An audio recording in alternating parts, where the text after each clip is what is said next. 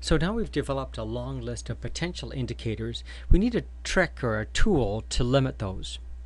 So if you recall, at the end of the last step, we had about 25 different possible performance indicators to use for the fast turnaround time example. What we're going to do is a filter that we use the acronym of PERFECT. P stands for proxy, E is for existing, reliable, fast, empowering, cross-functional, and time-bound. Proxy. We want the indicator to, of course, be indicative of the overall strategic objective, but not necessarily measuring any specific attribute. It needs to be existing. We don't want to be held ransom waiting for new data to be collected or a new formula to be developed and supported. So, to begin with, the data must already be collected. Now, that doesn't necessarily mean it's in a big ERP or CRM system or a data warehouse, even if it's on a spreadsheet or some other place. It needs to be reliable, which means if the strategic objectives performance shifts, so must this indicator.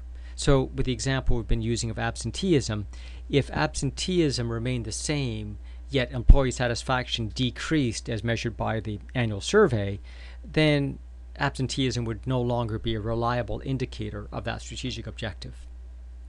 Fast. We need to make sure we have the data within a day or two after month end. We don't want to be held ransom waiting for month end closures and allocations and so forth. In this case, it means that usually we're looking for transactional data that comes off of existing systems. Empowering. We need to make sure that the indicator is risk-free and doesn't point fingers at any individual or team in the organization, so that we can all use this indicator without fear of being cornered.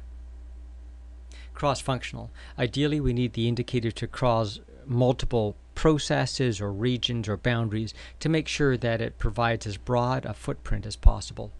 And finally, time-bound. We need to make sure that even though a strategic objective may be spanning 1 to 5 years, that we can identify some performance targets within the indicator within the time span of the scorecard, let's say 1 year, with some reasonable fluctuation on a monthly basis. So what we should now be able to do is take that long list of indicators that we looked at before and begin working through this filter to see. So let's take a look at how this works now with some specific ideas for indicators. So number 1, fuel truck on time. The acronym is spelled out down the bottom of the spreadsheet: proxy, existing, reliable, fast, empowering, cross-functional, time-bound.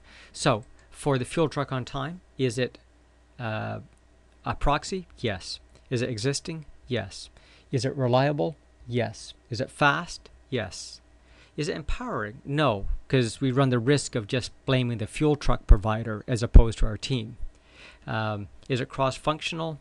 Not really, because I run autonomously. And is it time-bound? Absolutely, yes. In fact, that same score remains the same for each of the other external service providers. Let's go to passengers. Now, passengers, is that information proxy? Absolutely. Is it existing? No. There's no tracking of whether the passengers are actually assembled and ready to load or not. Is it reliable? No. Is it fast? No. Is it empowering? No. Cross-functional? No. Time-bound? No. Okay, so far we've had 4 potential objectives or indicators, none of which work. Let's take a look at the paperwork, which is done when we're ready to load the airplane. Is it a proxy? Yes. A whole bunch of processes have to work for the paperwork to be complete. Is it existing? Yes. We already know and date stamp all the paperwork. Reliable? Absolutely. Is it fast? Yes. We know that even before we can load the passengers. Is it empowering? Absolutely. Is it cross-functional? Yes. And time-bound? Yes. So in this case, since I'm running Office 2010, a check mark appears over here to let me know that this indicator is in fact a candidate to use for the overall strategic objective.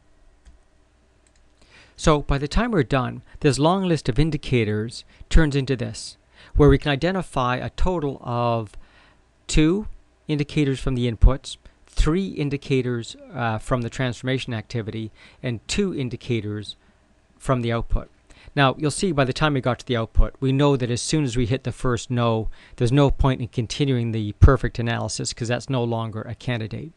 In this particular example, they've ended up focusing in on using the ground crew handoff, which actually happens when the plane, after the plane has been pushed back and the tug has been disconnected from it, then the ground crew takes their headset microphone out of the airplane, closes the trapdoor, and signs off.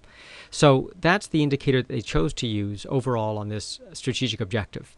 No different than, as we've talked about before, if we're looking at customer satisfaction or employee satisfaction, the indicator of absenteeism is an output, which is a result of analyzing a whole mix of other potential indicators.